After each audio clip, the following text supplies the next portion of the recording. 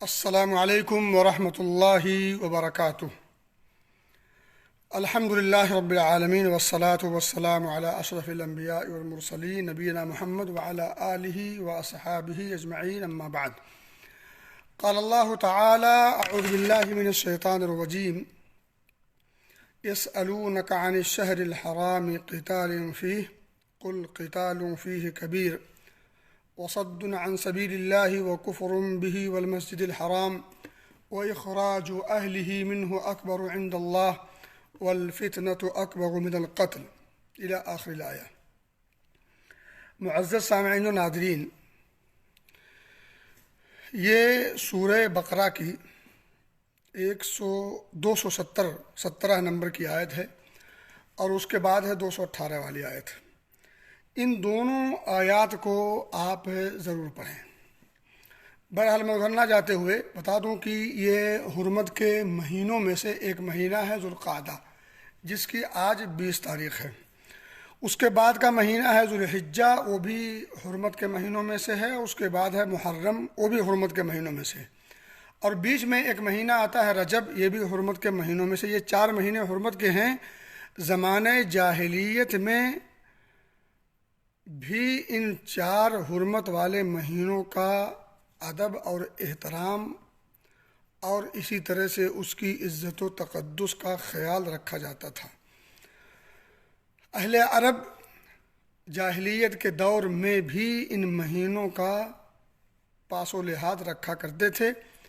اسلام نے بھی اس کو باقی رکھا، یعنی یہ 4 مہینے حرمت والے ہیں۔ ان مہینوں کے اندر لڑائی جھگڑا، مار پیٹ، قتل و غارت گری، فتنہ پروری، ان تمام چیزوں سے جاہلیت کے لوگ زمانے میں بھی اس کا احترام کرتے تھے اور بچتے تھے۔ شریعت اسلامیہ نے بھی اس کو بحال رکھا، ان مہینوں کی حرمت کو باقی رکھا، یعنی اس کو پامال نہیں کیا جائے گا۔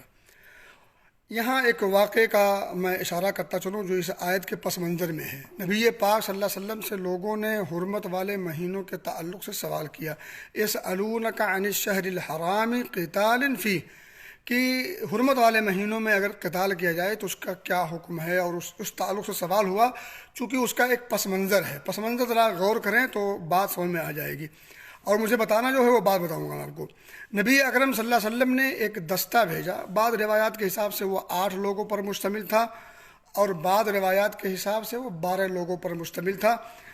تو حضرت ابو عبیدہ بن جراح رضی اللہ تعالیٰ عنہ کو پہلے آپ نے امیر مقرر کیا، لیکن وہ آپ کے جدائی کے صدمے کو تاب نہ لا کر کے رونے لگے، تو نبی اکرم صلی اللہ علیہ وسلم نے انہیں روک لیا۔ البتہ ان کی جگہ پر عبداللہ بن جحش رضی اللہ تعالیٰ عنہ، جو زینب بنت جحش رضی اللہ تعالیٰ عنہا جو ام المومنین ہیں، ان کے بھائی تھے، انہیں اس دستے کا، اس جو 8 یا 12 افراد پر مشتمل جو ٹیم تھی، جنہیں نبی اکرم صلی اللہ علیہ وسلم نے مکہ اور طائف کے بیچ میں ایک ہے وادی نخلہ، وہاں پر آپ نے بھیجا تھا اس دستے کو۔ اور اس دستے کے بھیجنے کا مقصد جو تھا وہ یہ کہ وہاں جائیں اور وہاں کفار کے حالات کا جائزہ لیں اور خبر دیں۔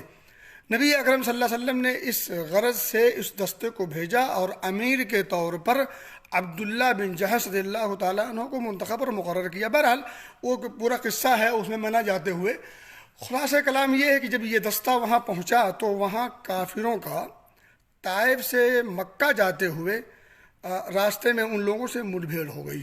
تو وہ 4 افراد پر مشتمل ایک چھوٹا سا تجارتی قافلہ تھا، اس میں زیتون اور گھی وغیرہ کا وہ تجارتی سامان لے کر کے جا رہے تھے۔ بہرحال صحابہ نے جب اس تجارتی قافلے کو دیکھا تو اب وہ پس و پیش میں پڑ گئے کہ کیا کیا جائے ان کے ساتھ۔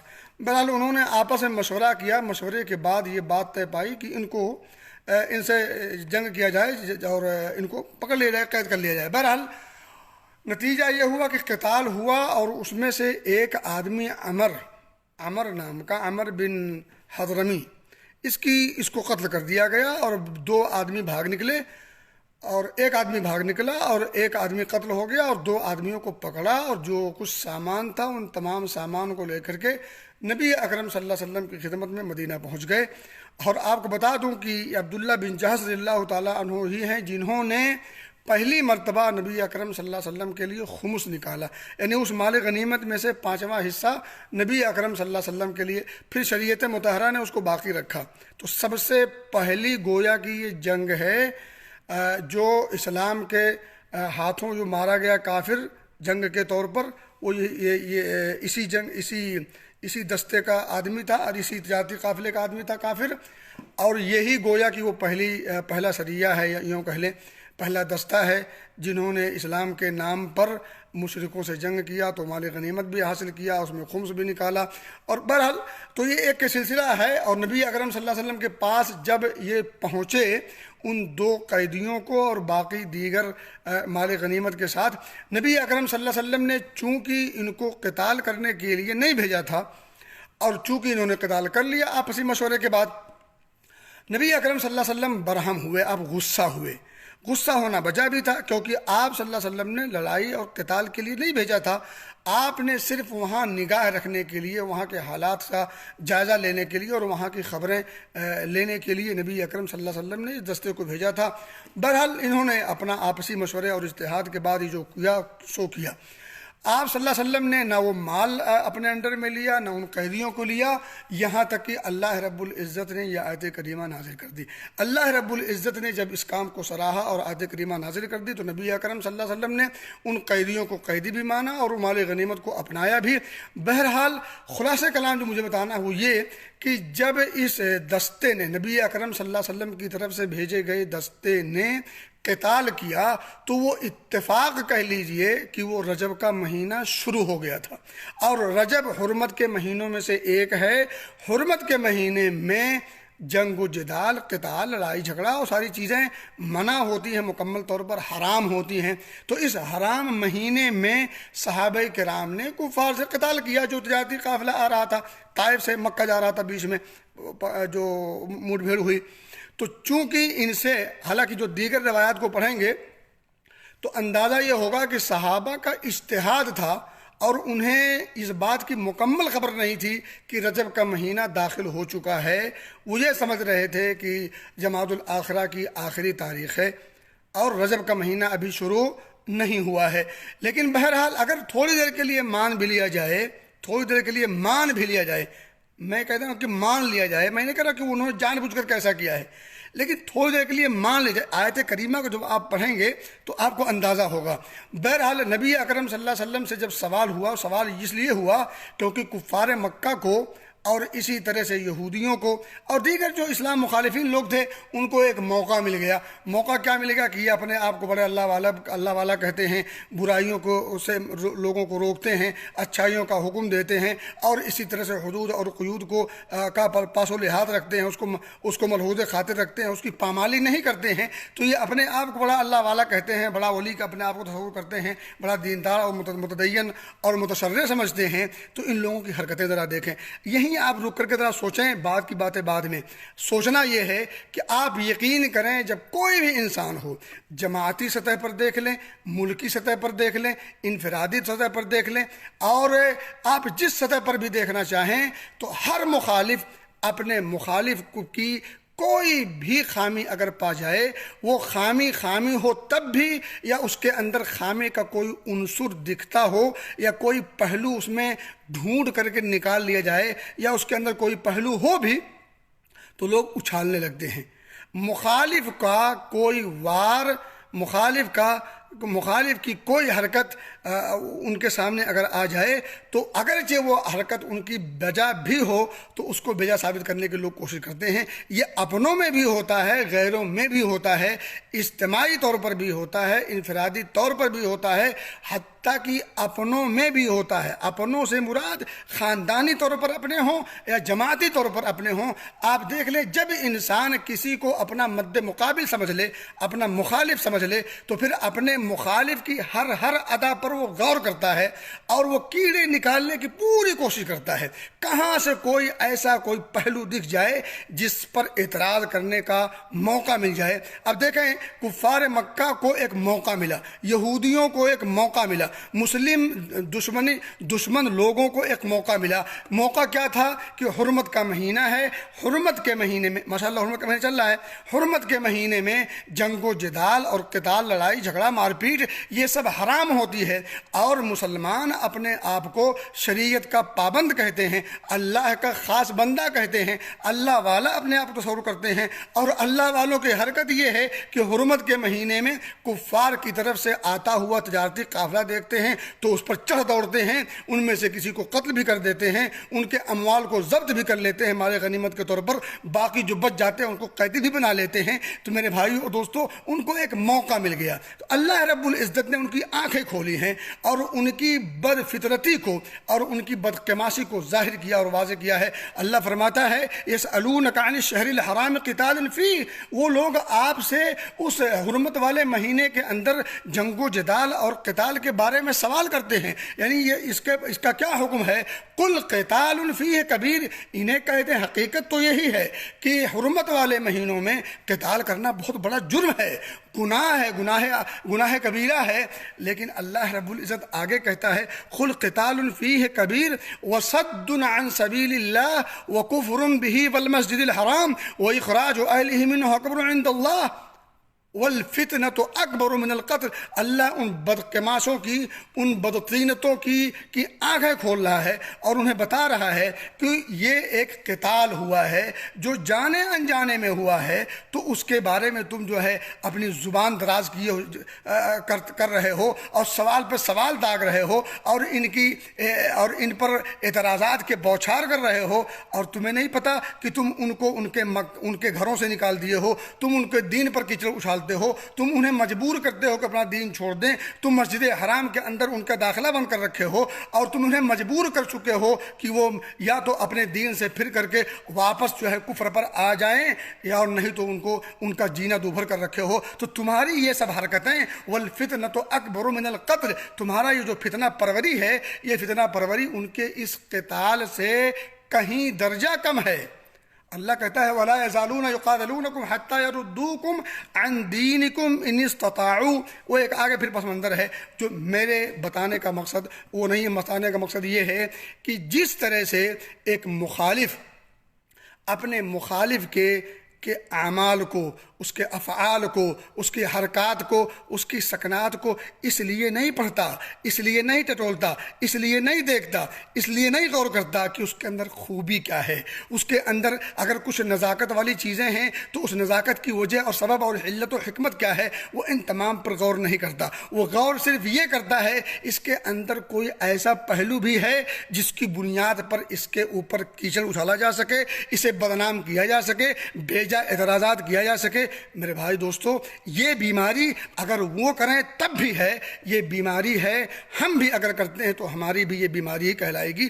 خلاصہ کلام یہ ہے کہ حرمت کے مہینوں میں قتال جدال اور لڑائی جھگڑا اور یہ وہ حرام ہے, حرام ہے. وہ چاہے مسلمان کریں, چاہے کفار کریں, اہل عرب کریں, اہل عجم کریں, آج کے لوگ کریں, کل کے لوگ جو کیے تھے, یہ سب کے سب حرام ہے. لیکن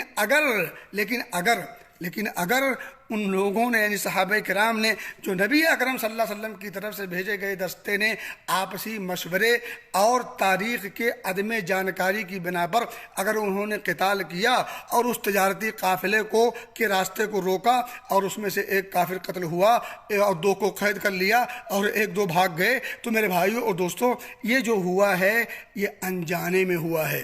اور اللہ رب العزت کی جو ادا ہے جو بتانے کی, اس سے لگتا ہے کہ اگر انہوں نے کر بھی لیا ہے تو تمہارے اس جرم سے یہ جرم کی کوئی نوعیت نہیں ہے, کوئی حقیقت نہیں ہے, کیونکہ تم لوگوں نے پورا اونٹ نگل لیا ہے اور انہوں نے زیرہ بھی نہیں نگلا ہے.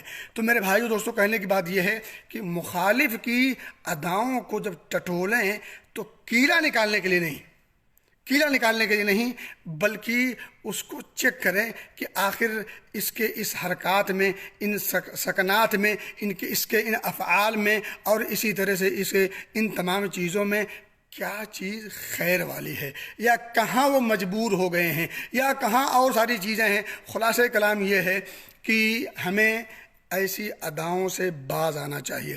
کون سی ادا کہ خام خواہ کسی کی کیچڑ بیجا اعتراض کرنے کے لیے کیچڑ اچھالنے کے لیے اس کی اچھی چیزوں میں بھی ٹٹولنے لگے. اور یہ بیماری ہے، یہ بیماری ہم میں ہے، یہ بیماری ہم میں بھی ہے. چھوٹی چھوٹی چیزوں کو بڑا ہوا کھڑا کر دیتے ہیں، اور کبھی کبھی بڑی چیزوں کو بھی معمولی تصور کرنے لگتے ہیں. جب بات اپنے پہ آئے تو بڑی سے بڑی چیز ہو وہ معمولی دکھتی ہے یا اس میں کوئی عیب نہیں دکھتا. جب بات دوسرے پہ آئے تو معمولی چیز بالکل بہت بڑی دکھنے لگتی ہے اور قابل اعتراض، قابل ملامت ہونے لگتی ہے. میرے بھائی، میرے دوست، یہ ادا بہت بری ہے، یہ ادا بہت بری ہے. والفتنۃ اکبر من القتل. ان لوگوں نے مکہ میں جینا بھی دوبھر کر دیا، مسجد حرام کے اندر داخلہ بھی بند کر دیا، اور وہاں آدمی اطمینان سے امن و سکون سے جا نہیں سکتا، امن و سکون بھی غارت کر دیا، مکہ چھوڑنے پر مجبور بھی کر دیا. دین اسلام کی دعوت پر بھی بندش کی پوری کوشش کی، اور دین اسلام کو مٹانے کی انہوں نے بھرپور کوشش کی. یہ تمام کے تمام بڑے بڑے جرائم انہیں نہیں دکھ رہے تھے، یہ تمام کے تمام بڑے بڑے گناہ اور بڑی بڑی چیزیں ان کو نہیں دکھ رہی تھیں. ان کو مسلمانوں کی طرف سے ایک حادثہ جو عدم علم کی بنا پر، جو حالانکہ وہ سمجھ رہے تھے کہ شاید یہ مہینے کی آخری تاریخ ہے، حالانکہ وہ اگر آپ دیکھیں گے بغور مطالعہ کریں گے تو اندازہ یہ ہوتا کہ وہ رجب کی پہلی تاریخ تھی، یعنی رجب کا مہینہ داخل ہو چکا تھا، یعنی حرمت کے مہینے میں وہ داخل ہو گئے تھے. لیکن انہوں نے یہ جان بوجھ کر کے نہیں کیا تھا، اور صحابہ نے آپس میں مشورہ کر کے کیا تھا، وہ کسی ایک کی پیشکش نہیں تھی. تو خلاصہ کلام یہ ہے کہ اگر ان سے وہ غلطی ہوئی، اجتہادی ہوئی بھی ہے، تو ان کا وہ ایک، تمہارے بقول ان کا وہ ایک جرم ہے. تمہیں اپنے جو جرموں کی جو پوٹلی ہے وہ تمہیں نہیں دکھتی، اور ایک جرم اگر جانے انجانے میں شعوری غیر شعوری طور پر ہو جائے تو تمہیں جرائم کا پہاڑ دکھتا ہے. تو میرے بھائی دوستو، ہمارے اندر بھی ایسا ہی کچھ پایا جاتا ہے. میں بس ان تمام چیزوں میں نہیں جانا چاہتا، لیکن خلاصہ کلام یہ ہے، آپ اپنے گھریلو طور پر دیکھ لیں، خاندانی طور پر دیکھ لیں، گاؤں کے طور پر دیکھ لیں، ضلع کے طور پر دیکھ لیں، اور اسٹیٹ کے طور پر دیکھ لیں، ملک کے طور پر دیکھ لیں، عالمی پیمانے پر دیکھ لیں، انفرادی طور پر دیکھ لیں، جماعتی طور پر دیکھ لیں، مسلکی طور پر دیکھ لیں، مذہبی طور پر دیکھ لیں. جس بھی زاویے سے اگر آپ مطالعہ کریں گے تو آپ کو اندازہ ہوگا ہر مخالف اپنے مخالف کی اداؤں کو ٹٹولتا ہے، اس لیے تاکہ اس کے اندر سے کوئی کیڑا نکالا جا سکے، تاکہ کیچڑ اچھالا جا سکے، بدنام کیا جا سکے. یہ سب بے جا اعتراضات ہیں، حالانکہ اس سے کچھ حاصل ہوتا نہیں، اس سے حاصل کچھ ہوتا نہیں. وقتی طور پر یہ بدخصلت لوگوں کی تسلی کا ایک سامان ہوتا ہے، وقتی خوشی ہوتی ہے جو صرف اسے ہی حاصل ہوتی ہے، باقی کسی کو کچھ فرق نہیں پڑتا. اس لیے ان تمام بری عادتوں سے، بری خصلتوں سے، اور اسی طرح سے بد باطنی سے ہمیں بچنا چاہیے. قلبی بیماریوں سے اور روحانی بیماریاں بھی جسمانی جو ظاہری بیماریاں ہوتی ہیں اس سے زیادہ خطرناک ہوتی ہیں. جسمانی بیماری کے علاج کے لیے ہم کتنی کوششیں کرتے ہیں، محنت سے اور گاڑھی کمائی کے ذریعے سے کمائی گئی چیزوں کو بیچ کر کے جسمانی بیماری کے علاج کی پوری کوشش کرتے ہیں، کہاں کہاں نہیں جاتے ہیں، کون کون سے در کو نہیں کھٹکھٹاتے ہیں، لیکن باطنی اور روحانی بیماریوں کے علاج کے لیے ہم کوشش نہیں کرتے. یقین جانیں، ہم ان بیماریوں کو جو جسمانی بیماریاں جو ظاہری بیماریاں ہیں، ان بیماریوں کے علاج کے لیے، اس کے دفعیے کے لیے جتنی ہم کوشش کرتے ہیں اس کا عشر عشیر بھی کوشش نہیں کرتے روحانی اور باطنی بیماریوں کے علاج کے لیے. یہ بہت بڑا المیہ ہے، اور یہ میں عام اور خاص کی بات کر رہا ہوں، میں مسلمانوں کی بات کر رہا ہوں. مسلمان بھی باطنی اور روحانی بیماریوں کے علاج کے لیے کوشش نہیں کرتا، اگر کرتا بھی ہے تو بس بہت چند لوگ ہیں، اور کوشش بڑی لمیٹڈ ہے. اللہ ہمیں سمجھ کی توفیق دے،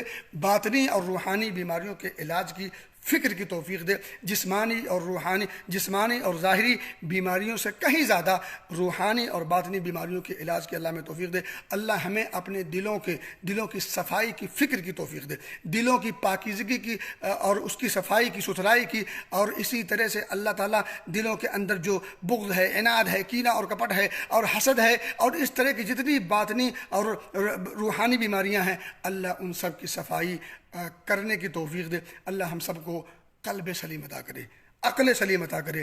اور قلب سلیم اور عقل سلیم اگر میسر ہو جائے، اس سے بڑی نعمت کیا ہو سکتی ہے. اللہ ہمیں ان نعمتوں سے برابر ہونے کی توفیق دے. آمین. وآخر دعوانا ان الحمد للہ رب العالمین. والسلام علیکم ورحمۃ اللہ وبرکاتہ.